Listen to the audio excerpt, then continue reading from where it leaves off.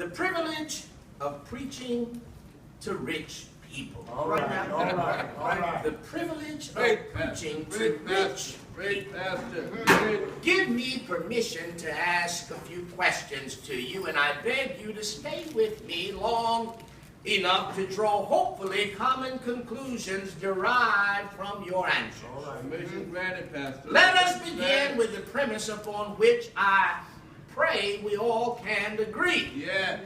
That is that our God is the creator of all humankind. Yeah. And the king Hezekiah was correct when he led the people into the temple and they prayerfully sang, "All things come from thee, O God. Yeah.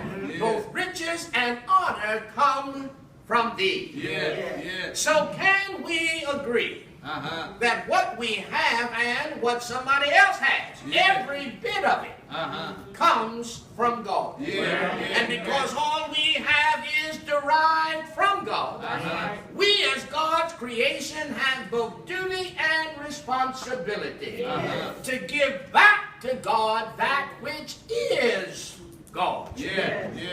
There are 7.25 billion people standing on the planet right now. Yes, sir. More people than have ever occupied the earth at the same time.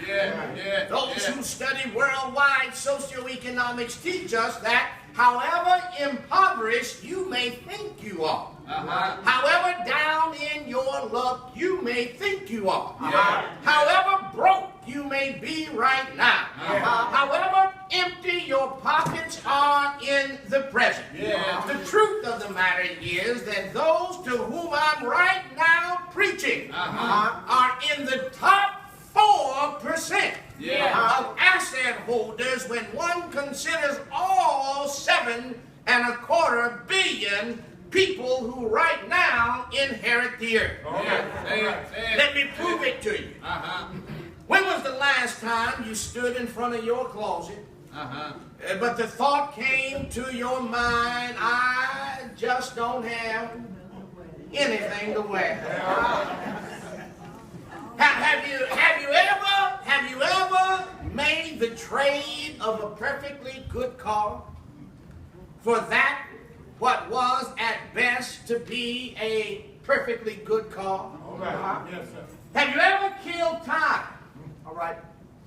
Talking on your cell phone while you're waiting in line to trade in that cell phone for another cell phone that does at best just a little bit more? Have you ever gone shopping just to relax? Or maybe just to lift your spirits from that blue mood that you're in? Have you ever looked through your freezer to make the decision on what you're going to keep and what you're going to throw away? Because that which will be discarded has been in your freezer too long. You didn't miss a meal. You just bought it and tucked it in the freezer. Piled more stuff on top of it, so that now you can't even remember when you bought it. How many meals have you eaten out lately? And how many of you don't worry about going to the movies now because you possess the sophisticated gadgetry in your home that can bring any and all movies into your living room through your cable connection?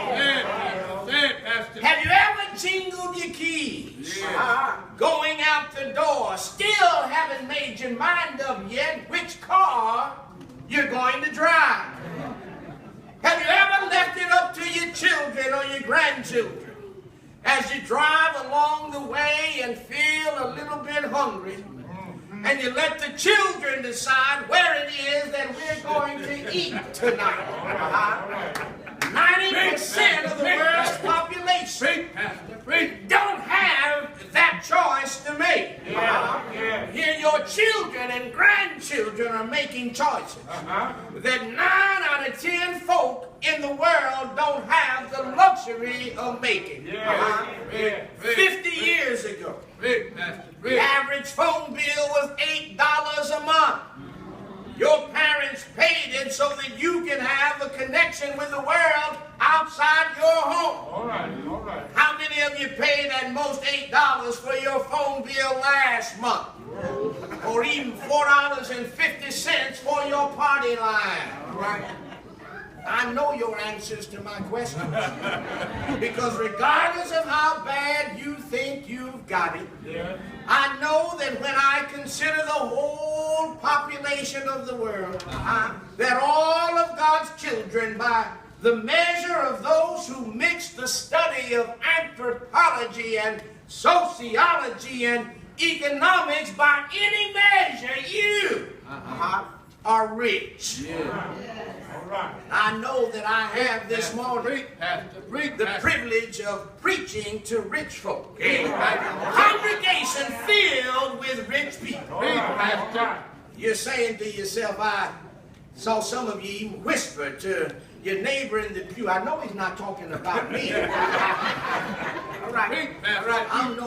I'm nowhere near living around the corner or across the street or down the alley and across the tracks from those who are at best just getting by, much less rich. But Preach, Pastor. Preach, listen Pastor. to me for a minute. Yeah, yeah. I'm not referring here to what is more recently termed the uber rich, like Bill Gates rich, like Warren Buffett rich, Yeah, yeah. Oprah Winfrey rich, or Tiger Woods rich. That's uber rich. That's rich until you're crazy. You don't know what to do with your money rich. I don't think there's anybody in here who can be so measured. If there is, see me after the benediction.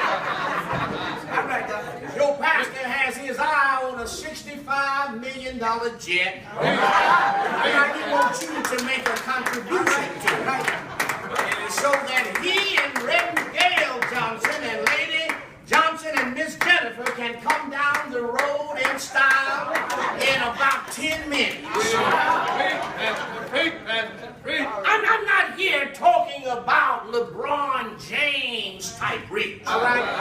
I'm not even talking about old money rich, Kennedy rich, Vanderbilt rich, Woodruff or Coca-Cola family rich, Sam Walton rich, Rockefeller rich. I'm not talking about that kind of rich.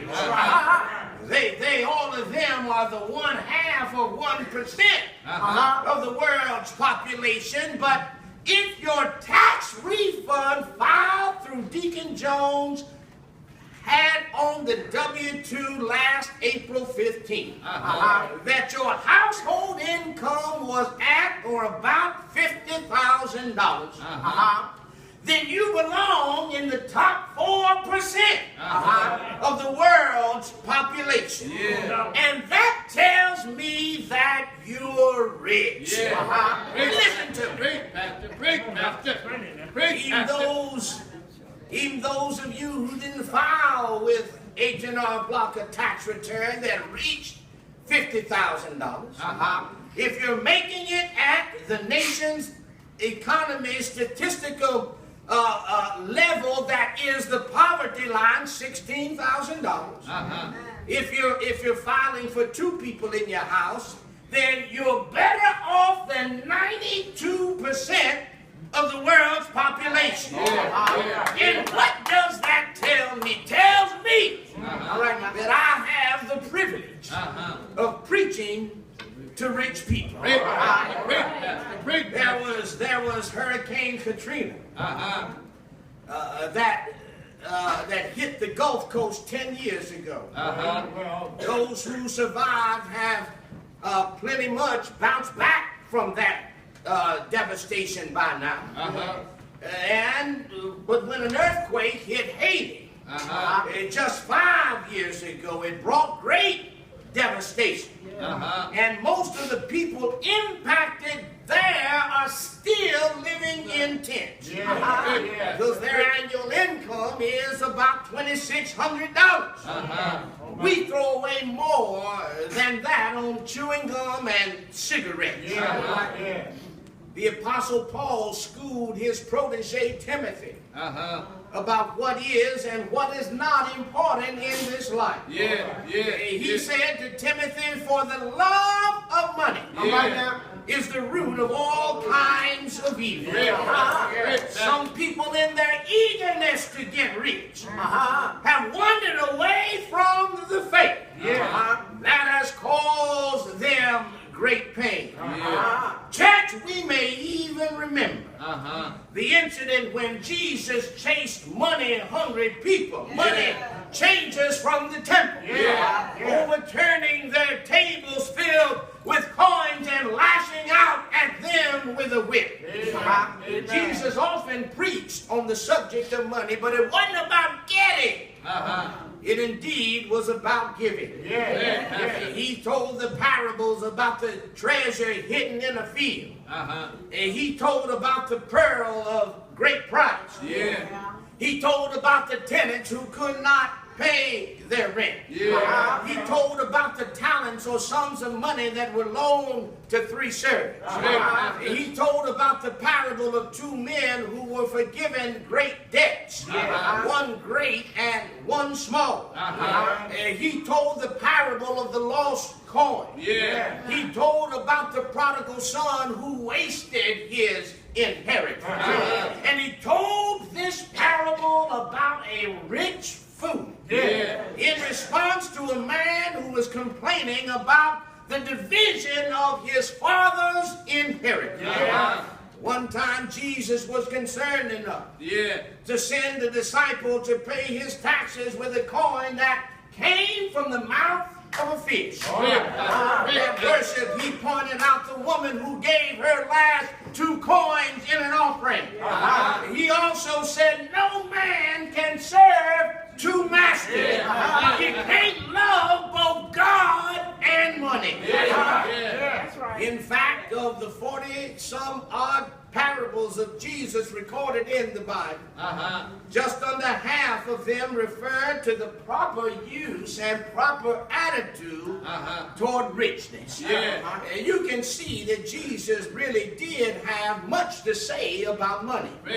He taught us that all riches really belong to God, and warned us about the consequences of not being, the text says, rich toward God. A person's real life and a person's real worth cannot really be assessed by the abundance that she possesses. Walk around this text with me. 2 brothers, one a little younger than the other, came to Jesus in hopes that Jesus might involve himself in their civil complaint.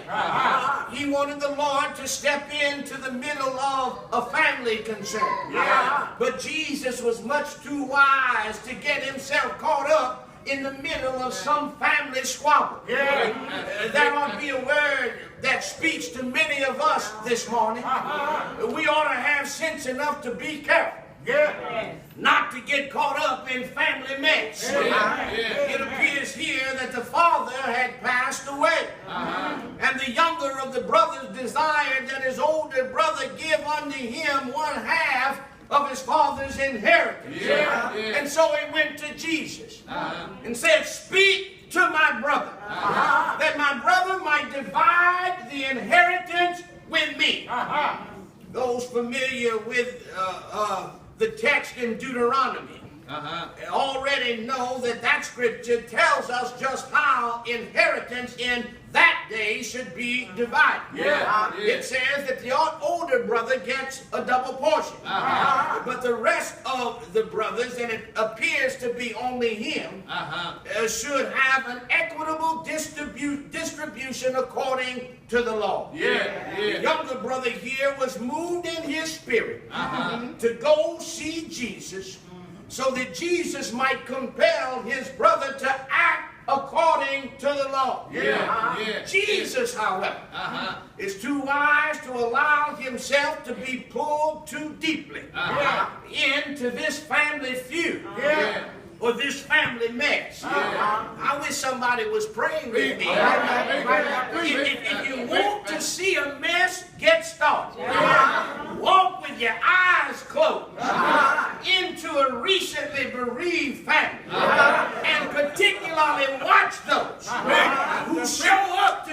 what mama and daddy left behind.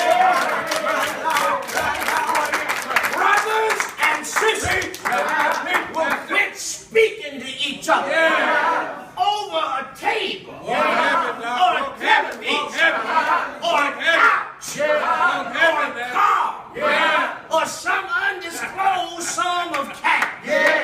Some siblings are just trifling. They'll fall out over $300. Never come back home. Never pick up the phone to call you.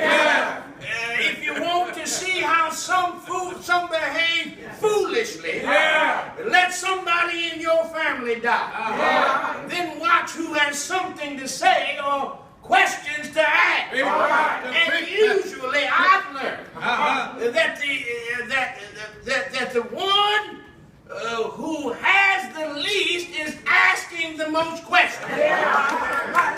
Asking time and again, how much did he leave? Walk heavy, Pastor. Walk heavy. Walk heavy. People that you thought had good sense will not only turn against each other, but they'll turn on you if you step too deeply into that family affair. But Jesus had sense enough not to go too deeply into this potentially explosive situation. When one brother felt aggrieved toward his older brother, I've learned to be careful. When the death angel makes visitation upon one of this church's members, I'll have an early conversation with Deacon Watts over at the funeral home.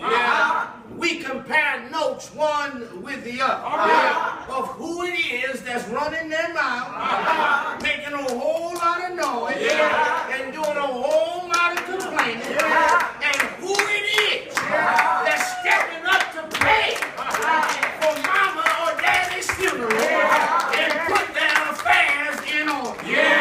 The wild and vexatious spirit is usually the one that's contributing nothing but shows up with much in way of opinion to see what he can get. The younger brother in this text was concerned about what he was going to get. Jesus seemed to have some divine insight into what was really at play here. He seemed to know that the problem was not one of property, but as much as it was the problem of covetousness, or grabbiness, or greediness. We cannot know whether it was greed on the part of the older brother, or whether or not the younger brother was just being grabby. But the wisdom of Jesus compelled the master to stop talking to the brothers and to turn toward the disciples so that he might teach New Springfield a lesson. When approached by the younger brother, Jesus made pivot to his disciples in verse 15 and told them, watch out. He told them to beware and be on your guard against greedy people. Watch out, because covetousness is ruling the day. He wanted those who followed him. Those who followed him then, and those who follow him now, to know that a man's real life is not measured by what he owns, but rather it's measured by what owns him. Then Jesus segues into the parable.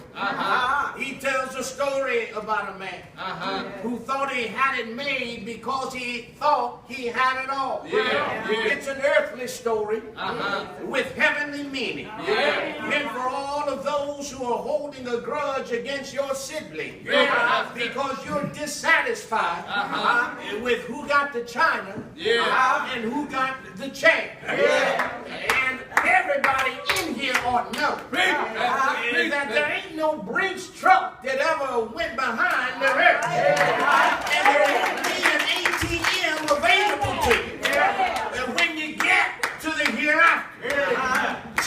Jesus said, the ground of a rich man brought forth plentifully. When assessing his vast holdings, the man thought to himself, what am I going to do with all this that I have? I've got far more than I can store away. Far more than I can put away for later. Far more than I can put in my freezer. Far more than me and mine really need. The only remedy to my problem is to tear down these small barns that aren't large enough to store my stuff and put up even bigger barns. Large enough to handle my stuff. Man went on to say, then I'll say to my soul, soul, you have much goods laid up for many years. Take it easy now. Eat. Drink. Be merry. One of the questions that the Occupy Wall Street folk in protest a couple of years ago were asking. One of the questions that they raised with the titans of Wall Street was, when will enough be enough? You forced the shrinking of the middle class. You raided the pension funds of little people across the land. You've increased the wealth gap significantly. You've taken more and more and given less and less. You've completed the trifecta begun 35 years ago, with Reaganism bringing about Reaganomics, and Reaganomics bringing about a selfish attitude of looking out for just me and mine. When will enough be enough? When will you be impressed with the much that you have at the top of the ladder without having to suppress the wages of those at the bottom of the ladder? When will you back off with your demands to lower taxes on the well-to-do, while in stealth-like fashion insisting on more taxes paid from the ne'er-do-well? When will you be interested enough to take action to close the wealth gap rather than sustaining the economic climate where the rich get richer and the poor get poorer? When will you demonstrate some concern and compassion for the folk on the bottom who can't make ends meet? When will you get behind the minimum wage change, moving it upward for those who sweep your floors, cut your grass, wash your windows, and cook your meals? When will you cease to need a bigger boss, a bigger house, a bigger car, a bigger bank account, a bigger hat for the size of your head, or a $65 million jet? When will you hear Jesus and show that you care about the least of these? When will your goal and your objective be something other than eat, drink, and be merry? And listen to all the personal pronouns that we've read here in the text. My fruits, my body, my goods, my soul. All of them circumscribed with I will. He goes on and on talking to himself, about himself, about me and mine, about I and mine. Sad fact is that too many of us have bought into a culture that teaches us to put self first. Too many of us have turned our backs on who we used to be and have become more like those who once turned their backs on us. Too many of us have begun to adopt the ways and the mores of the culture that has little time for those that Jesus turned as the least of these. Too many of us have bought into the hype and have fallen for the okie doke. Too many of us have separated ourselves from our own brothers and sisters to the place where some of them have gone to talk to Jesus about how we behave. Oh, my brothers and my sisters. The danger of having a plenty is not knowing what to do with it and not having an appreciation for it. We've made the mistake of making the assumption that everything we have is for our consumption. The man that Jesus is teaching about, talking long about my goods, my bonds, my will, my soul. Just as many of us become overly concerned about my car, my house, my shoes, my account, my closet, my assets, my savings, my check, my reputation, my possessions, my stuff, my image, and my arrogance.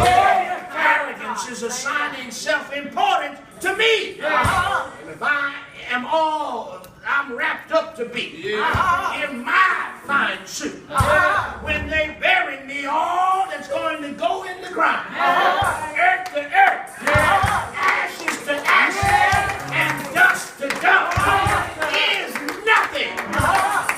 Our problem is too many of us have begun to think like too many of them. And there once was a time when none of us had anything. But if you managed to get a dime, you had no problem letting me know that I could get a nickel. There was once a time when we had no problem sharing what we had with our brother and our sister. And if they asked even our name, there was a time when we took serious. I am my brother's keeper.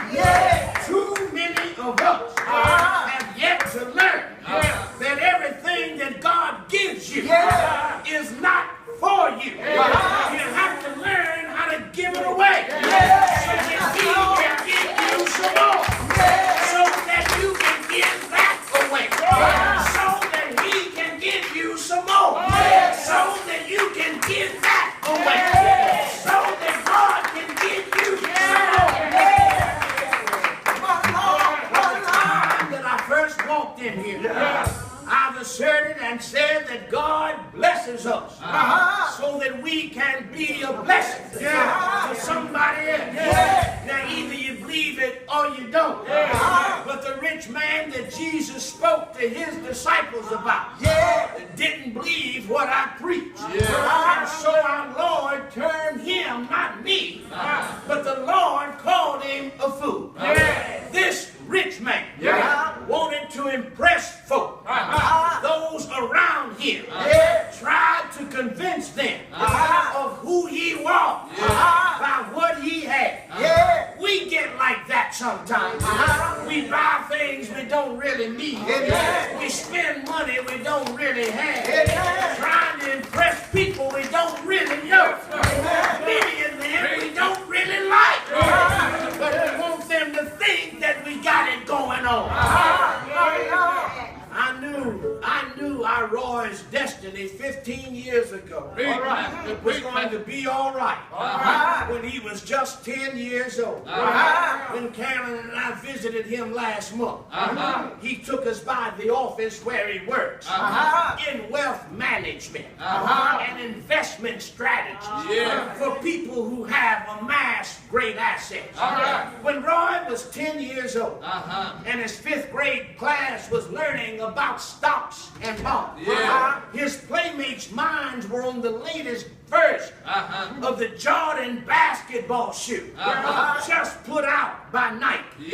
Many of his classmates were trying to convince their parents to go out and purchase for them a pair of these shoes that in that day cost $175.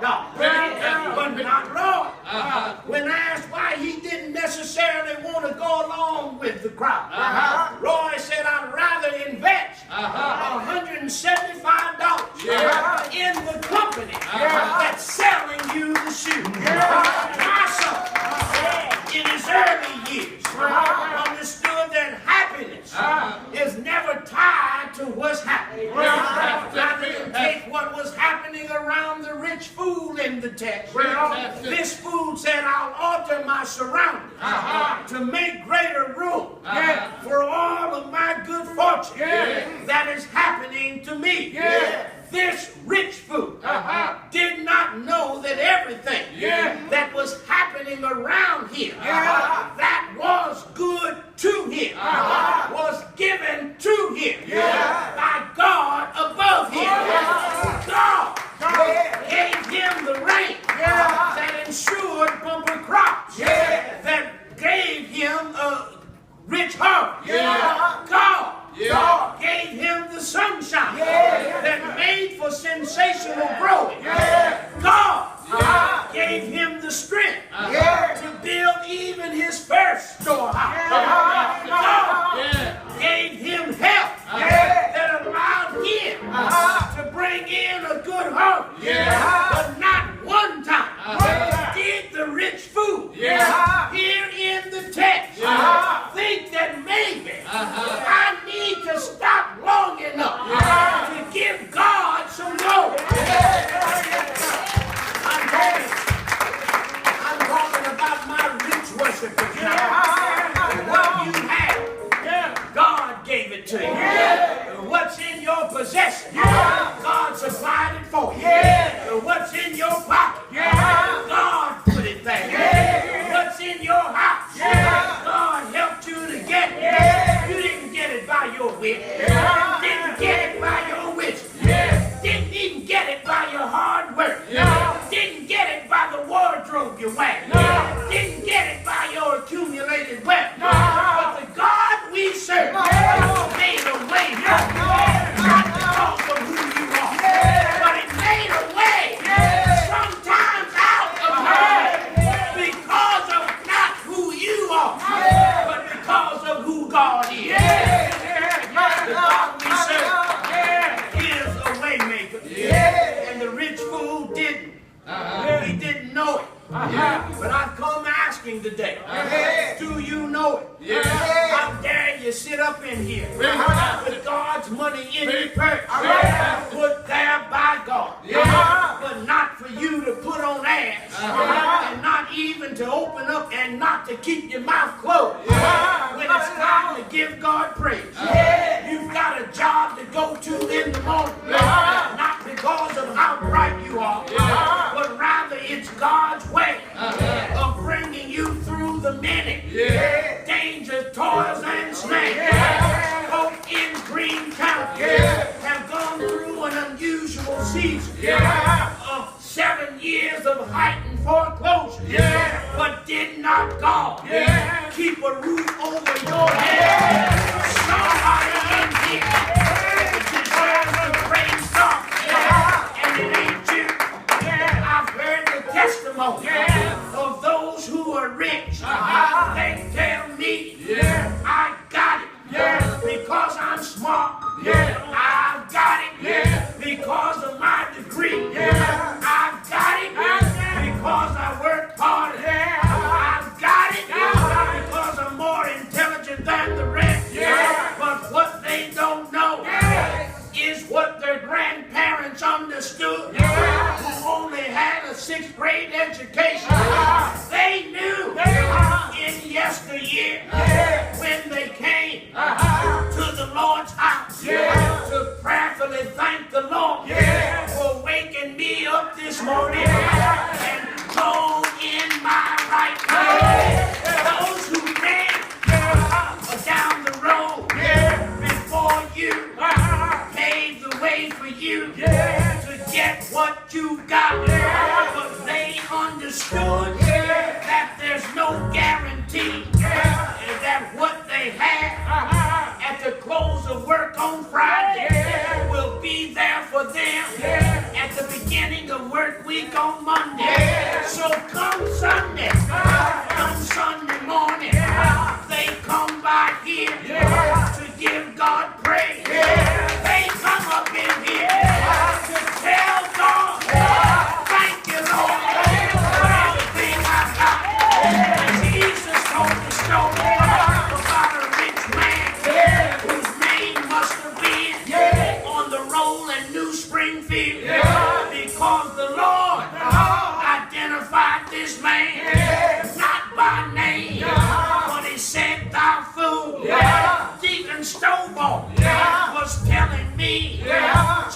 the other day, and it stayed with me all day. As a matter of fact, it stayed with me all week.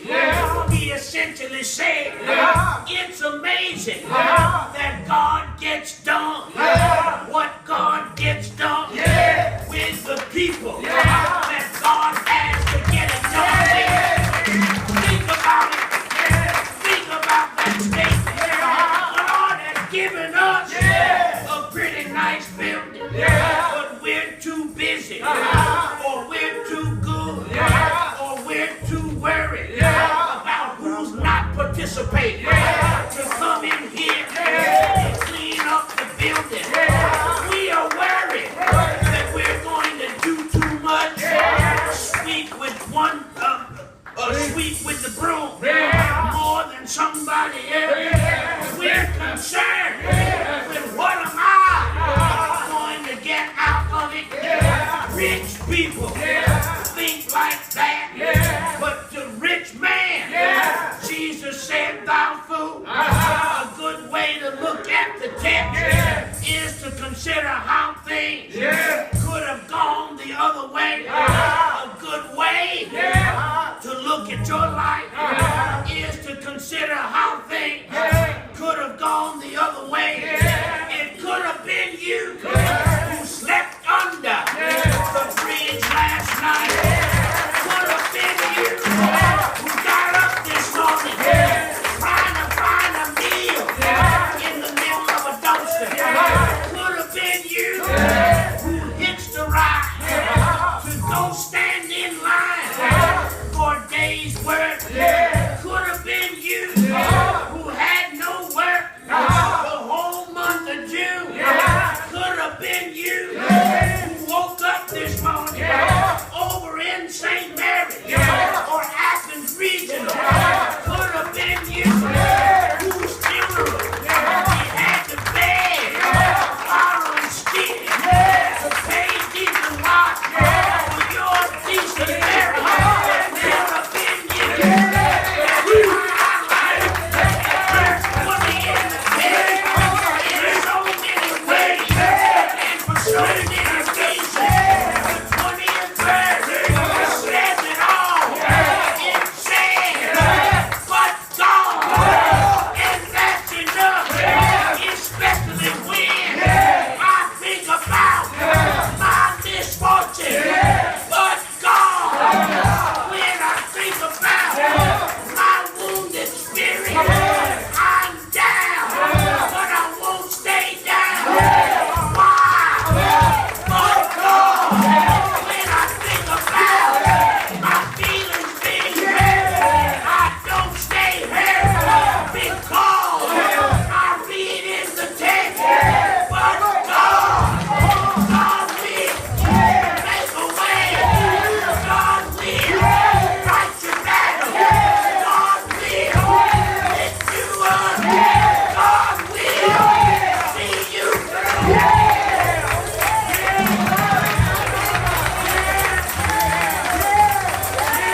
Come magnify the Lord with me. Let us exalt His name together. I don't know about you, but if He sends sunshine, I'm gonna praise Him. If it rains today, I'm gonna praise Him. When I fall, I'm gonna praise Him. When He picks me up, I'll praise His name. This I know, every day of my life, the Lord giveth, and the Lord takes away. But blessed be the name of the Lord. God is good. His mercy is everlasting. His truth endures yesterday, today, and tomorrow. God is. God is good. God is good. If you trust Him, and if you try Him, If you stretch your hand to God's hand, God will grab hold. God will lift you up out of that one down position that you've fallen into. And God will take you over. God will take you over.